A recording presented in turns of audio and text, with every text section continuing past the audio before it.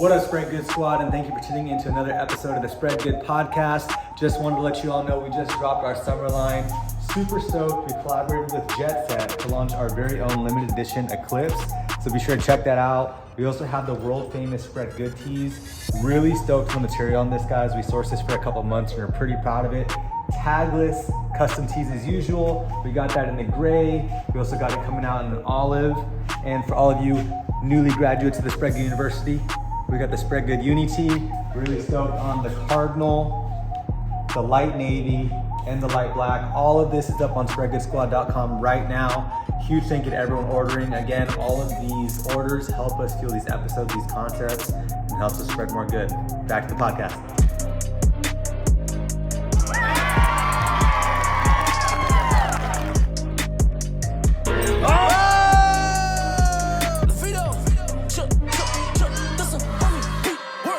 Spread good, baby. What's up, guys, and welcome to episode 3 of the Spread Good Podcast. My name is Brodi Nicholas, and I'm here once again with my good friend and fellow Spread Good squad member, Nick. What's up, bro? Yo, what's up? Another Thanks day. for having me again. Love being in Spread Good HQ. Absolutely. So today we've got a topic that I'm excited to dive into, and that is comparing ourselves to others. I think it's something that I know I've dealt with my whole life, and I feel like most of the world has too. Yep. I think everyone deals with that every day. I know just yesterday I was comparing my daughters to each other. So I think we all deal with that all the time. That's a great point. And I think something that, I've dealt a lot with is caring about what others think of me. So I've got a real question for you. I want you to be super honest. Do you care what people think about you? 1,000%. I think everyone cares what other people think about them, even if they say they don't. But some people just care a lot more than others. So true. And I think we might both fall in that category of caring more than others, because comparing myself to other people on social media or even like influencers or athletes or artists that I look up to, I feel like the people that are most successful don't give a fuck what anybody thinks about them. True. And I think people are attracted to that. If you see someone who doesn't care what anyone thinks about them, you want to follow them, you want to see how they act, because everyone wants to be that way. Everyone wants to feel like, I don't care what anyone thinks about me anymore, I'm successful. But we're all trying to strive to that.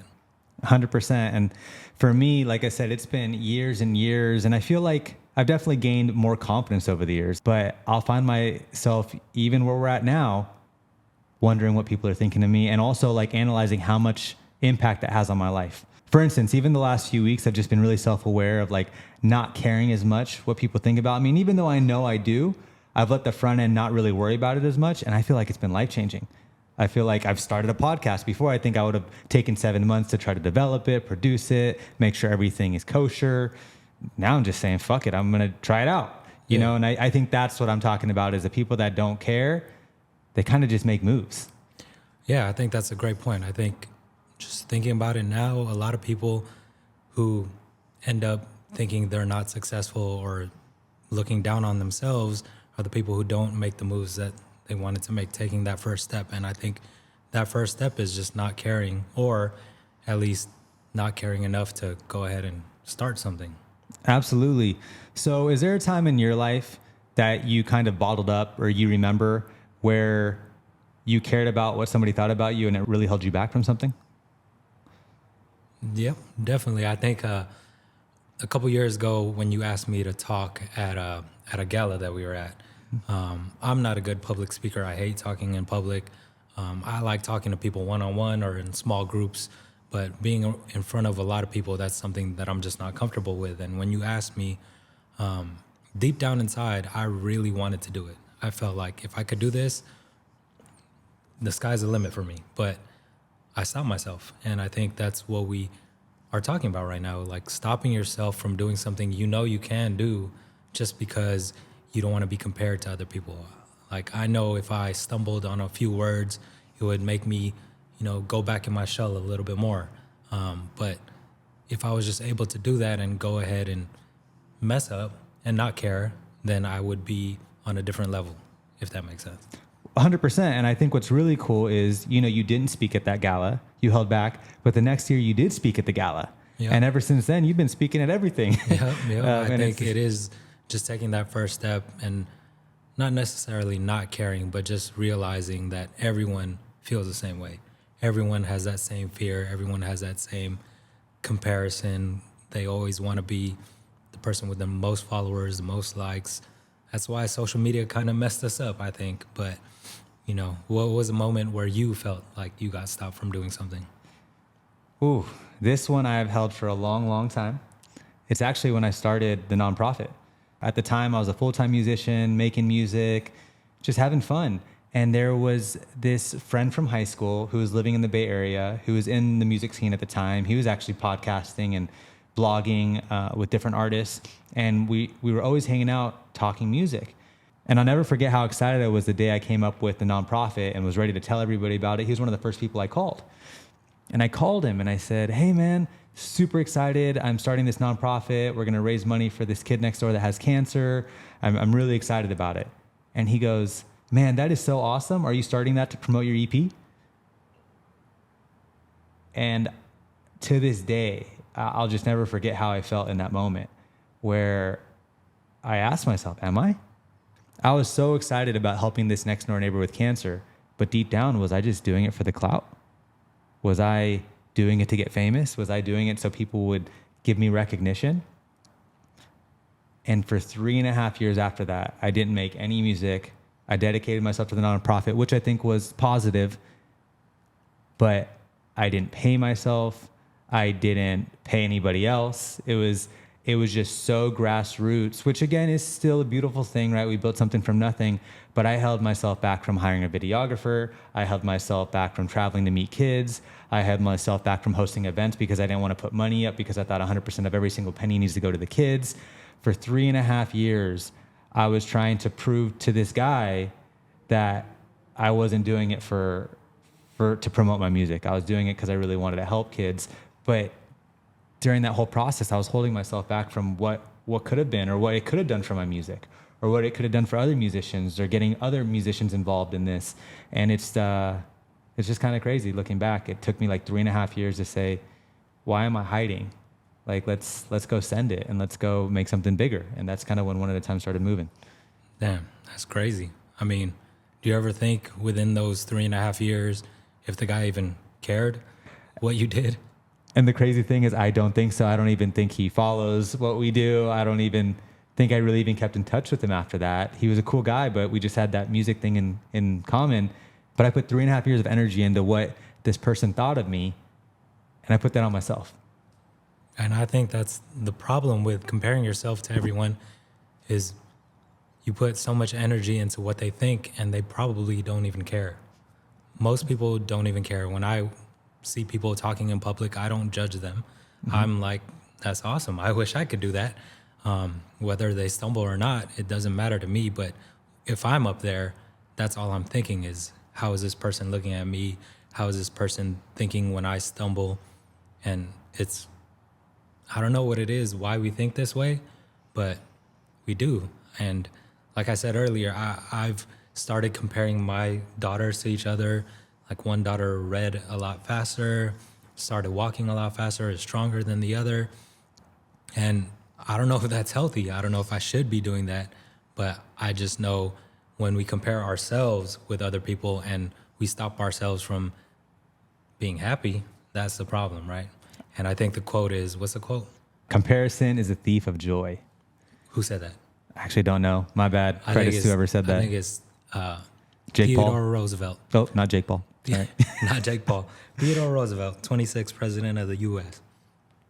Wow. All right, now comparing myself to you. Because, you don't know the president? Yeah, because all right, now he's making me feel dumb on the podcast. But anyways, yeah, man, that's really what it came down to is for 3.5 years, I kind of felt bad about running the charity. I didn't want anybody to think I was doing it for the wrong reason. I didn't want anybody to think, I don't even know. Look, it's funny trying to explain the situation. Mm-hmm. I'm looking back like, what held me back? Because like you said, that remark he made, he might not have even meant anything by it. He was really just asking, oh, you're a musician. Musicians do this. Like, you're trying to put yourself on for your new EP.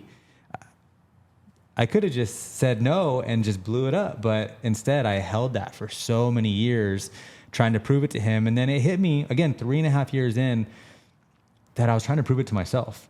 And it took so long. But after a while, I was like, this is real. This is who I am. Like, I can't fake it for 3.5 years. There's no way, right? But at the end of the day, this is a lifestyle, and we're going to just keep moving forward. Yeah, I think, I don't know. I think it might be healthy to compare yourself with yourself. I think it's healthy to compare yourself with yourself. I think, like going to the gym, I'm not the biggest, strongest guy, but you see all these guys lifting all the heaviest weights, and you're like, oh, I wish I could do that. But for me, what I've started thinking recently is the only way for me to get there isn't to compare myself to them, but compare myself to myself. Every day get better. Every day try to lift a little heavier if I want to, or run a little faster. And eventually I'll get to where I'm happy. But if I'm always comparing myself to someone who's bigger, stronger, taller, more wealthy, you're never going to be happy. And I think that's what we're trying to get at, right? 100%. And, you know, speaking of fitness, you're so right. Just having that self-accountability is huge, because we could easily just go home and watch Netflix with a bag of chips, which also I think is healthy once in a while, right? But if you're doing that every single day and not holding yourself accountable, that's where, you know, it could be a little bit of a slippery slope. Yeah. But with comparing yourself to people in the gym, that's a really big topic Katie and I talk about. And she brought up something that was really cool. She saw someone say, and again, sorry, don't know who quoted this, but your body right now is somebody else's dream body. And that hit me hard, because for those of you that, you know, have interacted with us over the last few years, I'm really into fitness, and we're always working out. We're always in the gym. And again, we're always striving to be as strong as the next person, but there's always going to be somebody that's stronger than you, faster than you, lifts more than you. That's just how life works. But if you can find what you're striving for, where you're comfortable, and just enjoy the journey, I think that's what it's all about.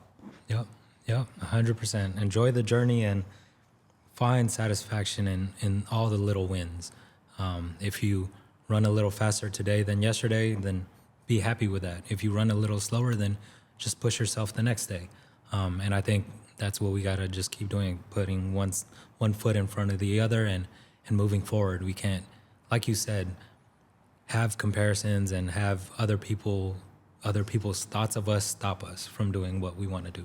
So for me, you know, that 3.5 years of kind of living in the shadows with the nonprofit, not really promoting it the way I wanted to or living it out to the fullest, I felt like I was really hindered because of what somebody might have thought of me or said to me. Have you felt that same way, and has it affected the way you act or even the way you live? Yeah, I think when I was growing up with my brother, not really people talking to me, but the way they talked to my brother or looked at my brother, you know, said things about my brother, that really changed the way I acted. I wanted to close myself off from people like that. And I think a lot of the reasons why I didn't like talking in public is because I felt everyone was judging me the way they would judge my brother, or they're judging me because I have a brother that's Down syndrome. So looking back on it, that wasn't healthy. And I think all the comparing each other to each other isn't healthy, but us recognizing it is healthy. And us knowing that, you know, sometimes when we look on social media and we see a super buff guy, we can just be happy for that guy. We don't have to be better than that guy. Or if we post something and don't get 1 million likes, we can be happy with it because we put out something that we wanted to put out.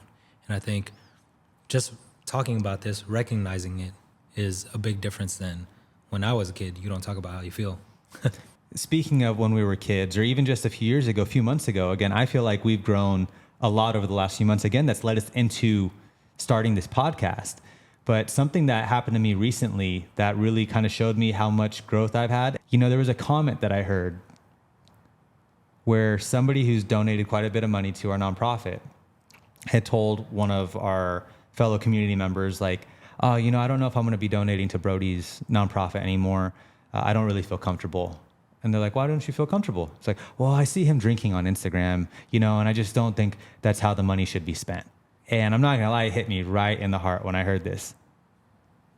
But at the end of the day, like, I run a nonprofit, yes, but me cheersing with my friends at a restaurant, it blows my mind that because I'm the face of a brand, they associate any action I have with the brand. And as much as it hurt, I sat on it for a second. I confided in some close friends. I talked to you about this. And I just said, I'm going to post drinking more. and I'm going to keep helping more kids and keep growing the nonprofit. Because I don't think I should just care about what this one person says. Again, maybe everybody has a different outlook on that, but I just feel like at the end of the day, I'm not out there getting arrested. I'm not out there getting DUIs. I casually and openly drink with my friends, and I just don't think that should affect any business that I'm part of, especially when, again, the drinking isn't belligerent. Yeah, I think if it's not negatively impacting, if you're not stealing money, if you're not doing illegal things, there's nothing wrong with enjoying yourself and being yourself. I feel like we've talked about, we stop ourselves from being ourselves because we don't want people to judge us. And at the end of the day, if we always do that, we're never going to do anything. We're just going to sit there and not do anything, not be happy. And that is more unhealthy, I think, than, just being yourself and finding your happiness in whatever you do. And like we've talked about, if and when this podcast blows up, if and when we become famous, people are going to hate us. There's going to be haters. There's going to be negative comments. And you just got to live with it. We do. And I think that's, again, what I'm seeing in some of the, again, athletes, influencers, artists that I look up to. At least they show that they don't care. And that's something that I want to get better. And maybe inside they're hurting just like we are. But I think even growing the nonprofit as big as it's gotten to, we weren't used to getting a lot of hate or a lot of comments. And even to this day, it's not a lot. But when we get them, we really see them, But we have to realize that we can acknowledge those. We can be accountable for those. We can acknowledge them and let those people know what's up. But we can't spend 17 hours on every single hater comment, on every single complaint, because we have to believe that we're doing a good thing, which we are, right? And we just have to keep moving forward. It's good, I think, to take constructive criticism or even take a complaint and analyze it and see how we can do better. But sometimes people just want to hate. And that's what I'm really realizing as we've grown into doing other things. Yeah, sometimes there's just comments to hate, just to hate. I mean, we've posted a video that went viral, and it's about two cute little kids, and everyone's commenting about how they use the clippers on their hair. And that, to me, that's just hate. And I wouldn't want the people who made that great video to think about that. Like, who cares what these people think? You may have messed up using the clippers, but it didn't stop a beautiful moment from happening. I couldn't agree more. And with that being said, what are your thoughts on social media as a whole? Do you think it's more beneficial or hurtful for the world? I used to think it was more hurtful, but I think it's actually more beneficial. It's beautiful that we can connect with people that we wouldn't connect with otherwise. Even like family, I feel like I'm able to talk to family that I wouldn't have talked to 20 years ago if I was this age. But I do feel like there's a lot of ways people use it to hurt each other's feelings and to really just, be hurtful. What do you think about social media? I feel the same way. I've actually always been on the pro side of it. I've just been a huge advocate of it because 10 years ago when this really started popping off, I was doing my thing with music and I met some of my best friends on Twitter. I traveled with people. I played shows. I did really cool business stuff with, all off of social media. And I've always been, again, a really pro advocate. What is it called? Advocate? Positive. I've always thought social media has been super positive. But as we've grown the brands that we have, I have seen the negative sides, and I've definitely felt the negative side effects from it. But I also think that comes with what we talked about in episode 1 is balance and boundaries, really, is so connect with those friends, family members, whoever, and when you see those hater comments, learn to just block them out. And again, I'm speaking from a place that I haven't mastered that art, but I'm getting pretty good at it. And it's a skill. It really is a skill that I wish I had 10 years ago because for years and years, I've just really cared about what people think and I want to make everybody happy and I don't want to offend anybody.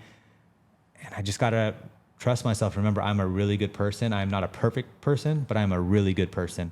And all I could do is do my best. Every once in a while, maybe one of my jokes isn't going to land or maybe one of my pictures is going to be misconstrued. But I'm a good person trying to do good things and spread good. And that's all I can do. Yeah, I think as long as you keep using social media in a positive way and everyone else does for the most part, it'll be a positive thing. But social media is just like life. There's positives, there's negatives. As long as you're on the positive side and using it to spread good, you're good.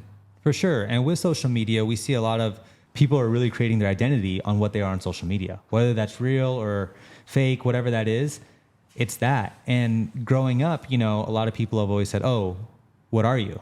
Who are you? Right. And, as a kid, I was a baseball player, in my early college days, I was a musician.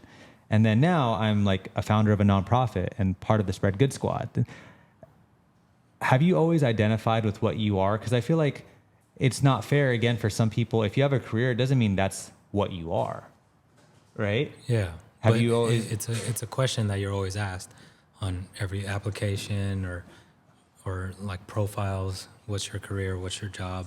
Mm-hmm. But I've never honestly identified myself with the jobs that I've had. I've always identified myself as just a person. If my job was an accountant or a founder of a business or part of a nonprofit, it's just part of me. I think most people are that same way, but most people look at other people as their job is who they are. And yeah, I don't think that's fair to even for yourself to identify yourself as specifically inside of one box, inside of one career. I couldn't agree more, because I feel like this day and age, everybody's trying to do different things. Even people in like corporate careers, rarely does anybody stay at one job forever anymore. You do something for 5-10 years, then you do something else. So for me, I feel like, when people ask me at parties like, oh, what do you do? It's kind of like, I don't even want to talk about work. I want to talk about what I am. And I had a roommate back in LA. This is 6-7 years ago now. He told me he'd gone to a trip to Australia. And, you Aussies watching this, let me know if this is true. But he said what he loved the most about Australia is he was going to parties, bars, and when he met people didn't ask him what he did. They just spent time with him and partied and had fun. And I really did notice that going out here in LA and Orange County, you chop it up with somebody, they ask you, what do you do?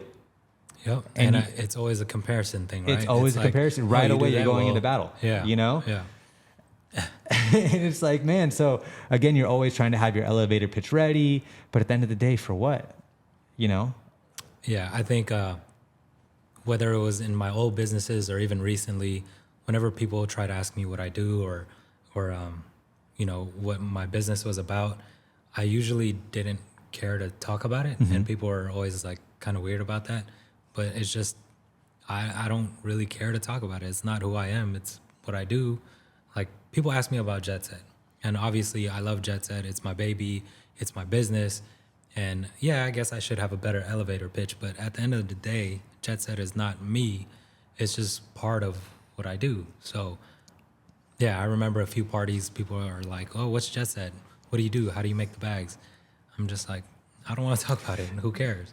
Yeah, no, I couldn't agree more, because again, even in this place where we're at now, I've actually thought about who I am. And sometimes I don't even know. I'm just a guy that likes to travel, party, and spread good. Yeah. And again, like you said, even though we have parts of us that are large parts of us, it's not all of us. Again, being a founder of a nonprofit, I'm proud of it, but it's definitely not all of me. And the more I grow artistically, spiritually, I just feel like there's so much of me that's left on the table that sometimes I'm hiding, because I don't want to be judged, or I don't want to seem like I'm all over the place or irresponsible. But it's like, I just got to live my best life, because at the end of the day, it's just us that really have to handle the L's and the wins. Yep. Couldn't agree more. It's just weird when people compare themselves to you at a party. Like, wow, who cares? Yeah. It's like, do you like vodka or tequila? That's the real question. So the quote is, comparison is the thief of joy, right? How do you think comparison steals your joy? Ooh. Again, I feel like I've gotten better at it, and I definitely go through ebbs and flows where I feel like, oh, I'm so confident, I've got the boundaries. But every once in a while, 1 a.m, I'll scroll and I'll see, again, an artist that I like, or somebody on that vacation I wish I was on, and it consumes me. For maybe 15, 20 minutes, I'll start clicking on one post to another post. And sometimes that's good, right? You're getting inspired, but sometimes it makes you feel like, oh, I'm not doing enough. Oh, I should be more like that guy. Oh, I should be doing this and that. And it could really derail me for days at a time sometimes. Again, I think I've gotten a lot better at it, because I have a lot more social media boundaries with myself. But so, yeah, how do you think you change that? If you're a person who you continuously are comparing yourself and it's negatively impacting you, how do you think you change that? It was just a moment. I just realized, and this is very recently, so let's touch base in a few months to see if it's still going on. But I realized this is just not the way to live. Again, analyzing every single comment for hours and hours, taking every comment that somebody might say about you to the heart and just like moping over it. Life is all about time. It's short. It gets shorter and shorter as we get older. So I cannot waste any more time caring about what somebody thinks. With the caveat of, again, I think checking ourselves is so important, which is why I am very grateful. I don't have a million friends, but I have a few really good ones. So that's why you guys hold me down. You let me know if I'm too crazy or if I'm too loud or if I'm doing something too wild. It's nice to have people you trust in your life that can hold you down. But if it's just some lady that I never even met from West Bend, Indiana, saying she doesn't like the way I sat on a ledge, I got to let that go. Yeah, I think that's the way that I have figured out how to not compare myself all the time, is the people who I'm closest to, the people whose opinions truly do matter. Everyone else's opinion doesn't really matter. My wife, my daughters, my family, my close friends, you guys, Spread Good Squad, that's what matters to me. And I know that as long as I'm being true to my family, to my friends, to you guys, myself, then I'm happy. I couldn't agree more, man. And again, that's just how I feel. That's really where it's at, is just knowing we're doing the best we can, knowing that we're good people. We're not perfect people, but we're doing the best we can. We're spreading good. So I think that's a great way to end this episode. Thank you again for hopping on. I know this is something that we've talked about for years, and I was just really excited to shed some light on that. If you guys have any tips, tricks, exercises that you guys do to create those boundaries and not give a fuck what people think about you, let us know in the comments. Again, we're both still trying to grow. Everybody here at the Spread Good Squad, we all deal with a lot of good, but we deal with the bad. And I think the biggest thing we could do is just not let the bad affect us. Trust your people, trust the good, and trust yourself.